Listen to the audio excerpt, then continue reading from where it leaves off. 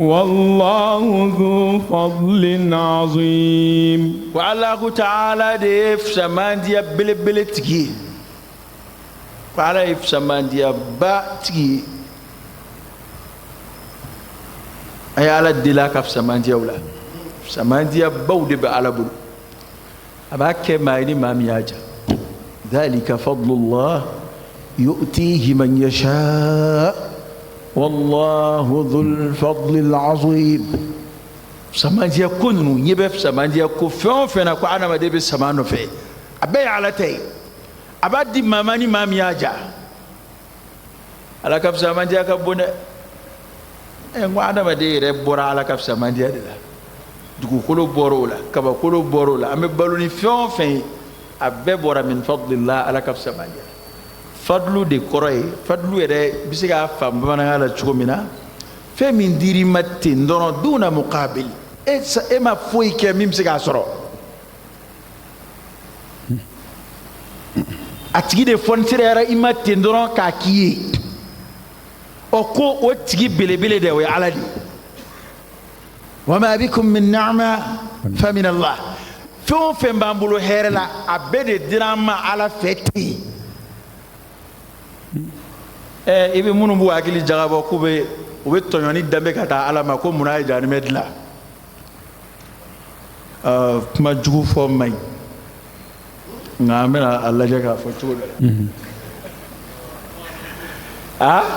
era da mulidu do ka faire bi suma wa non pourquoi ala be do nyangata buna nga ere wa pourquoi iwolola yare mo yeyini pourquoi idlala imo yeyini pourquoi il veut finir ça mais il m'a dit pourquoi il sonne il m'a dit pourquoi il jimi il m'a dit pourquoi il s'gimbi kuka dugu kolo koka il m'a dit pourquoi il veut finir ça makabla et olu barakemi yolu barakemi qui tu ba debela e bara dem ne kuma jme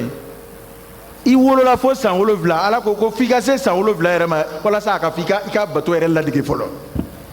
taklifu ma blaika folo de demsani be yamaru kiraka kuma na sallallahu alaihi wasallam ni seli a yamaru be nyini bangba fe kuma jumai sharia ba nyini kuma jumai ni de sera sangolo flana note ka ko ye koni ambu diga ala te doro encore to me andi ngala bato we islam ma beta bolo ka ba sa nani akadie ka farika ika koina mun ndambe ala kula nde mi madala wa tablane kuna korobara kuma parce que quand l'état don islam est chez de mi ndambala iba tuino ka ba sambla ngani mi ma munu zigambe ala kula munu zigambe islam ya kula lu ko no ko ma ka to kuna ara fam kuma mna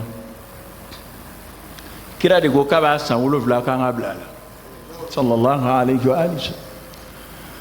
ana dlala ala fe ka balo ki tuy badebela ala e fe be ki ki tuy katla ka bosra noya ye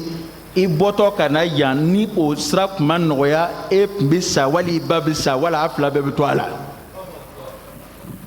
inna soro ala e shinji laben ka blenye ki idalangulo blakana ibaka na dese ka shidima ni kunana ini baku dina ben shimina idalangolo nana ye sanfla kay bo ka ko sama itadla chugo donla sanfla na dafa kuma mena ye kolobo damne parce que ibina na fin yimi undamne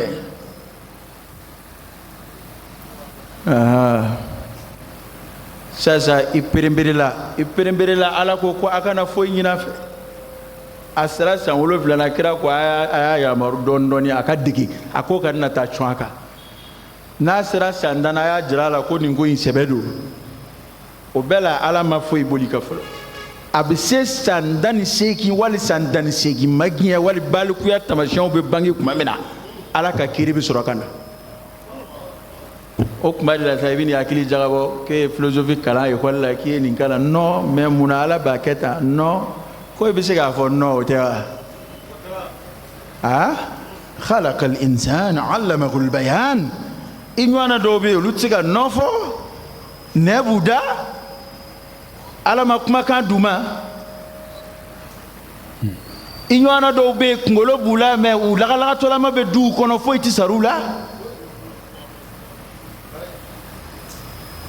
ala de masaye mi et lola meni di ema anyuma ka nyena eli dima anyuma ka dadima ipsega kuma ka kodon dima no e hakli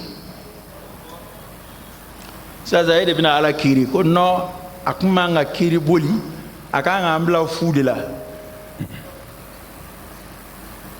a munaye janimet la do be do kono bo yani o kuma ka fe min bekere munaye mayni gali ka munaye luke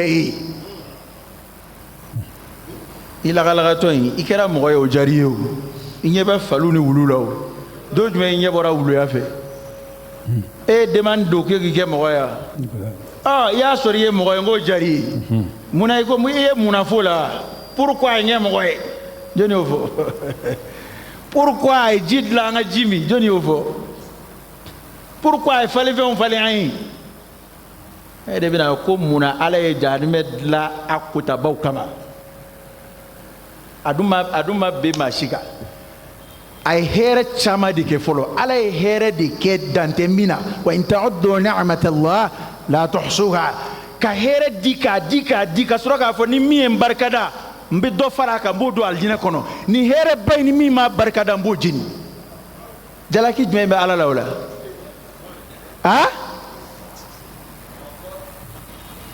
i ka barakala laja ka laja asira do ko merdi waya mina kata tatugu we kalo sara damae ale dlaki fadlaki badlaki buruju bedla ibi munu here la be ala tay ki ka na selji ta ka fo kwa ni che dama ki ta fo ne ma jeni joni mi jeni ma to kafiriya korote dore al kafir kalimatul kufr kafiri arab kante do ko datuguli kela nyuma ndatugula mamu mi ala ka nyuma datugu ka banka nyuma yin wale nyuma ndo alai mamu nguti ala bato ni kafiriya mafuma mumfuma ala mingi ma don ala yo kafiri korode be wana ala ko Fitiriwale ale ka Fitiriwale ya kunji joni ma ala ayere kun bora ala minga nyuma yakono ayere kun bora ala minga samandi yakono abolo fe be bora ala minga samandi yakono ambe kan famu ambe da makakanna che fuite mashibulu mashite fuye fu ala la hawla wala quwwata illa billah neta ekita jirana ala de menti mumbi bolo ala yo defo ko o fe mun wele ala tanana afuye ko abe fe mun wele ala tanana aya jirana de uye mun ladugo kolo koka ala ka dilale won fleni ne psika inshi beke ka ala ka fendlale unjira awla nga abe fe mun nga ku wele ala tanana aya jirana de uye mun ladugo kolo koka ebla mun jirana ibina moblu de jira ibina avion de jira ibina téléphone de jira bon nous e faranyonga de nunte dlali nte dani ate fon ma ko dani dlali to de be singama ete fara matière de farale do nyonga to ete ni fle dictaphone do be arjuruma ke men ya abonyo na sisa abebe to ko radisa nege mbala ni oboga blawe nege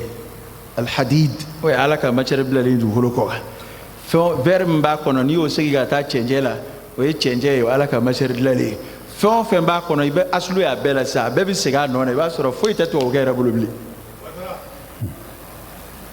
foite izini rebolubli ni yo fen nu wala nga doro o bebe segi ga tu no na iba soro fende to o bulubli de ko kwa nga ala to iko kulubato o tinye de karoke o tinye de wi ala ka fendlale unde tata ka fara nyonga kamara ganyoro ya ala mi dono comme ete su tashila abana no ni ala tusuma de yebe ni technologie mina nu fere la nyonga karoke kini mone ka sabe wallahi ni ibe ni mina numbe sa balo be siga ke ka soro ni shite hali shini mo be sigi dawla technology minan foyi tu bolo ngaw be balo ngay timma si soro sigi da shila ko ala ka fendlalen foyi tu bolo bala ka balo aw teyde karoka hali yala la ni nano fo anti dawla de karoka yala la chugo ni nano fo anti dawla de ambora kontina do la mo do be awa dumini foyi tu bolo ji foyi tu bolo nga ko me balo e de la ko me wa fuga ti saito be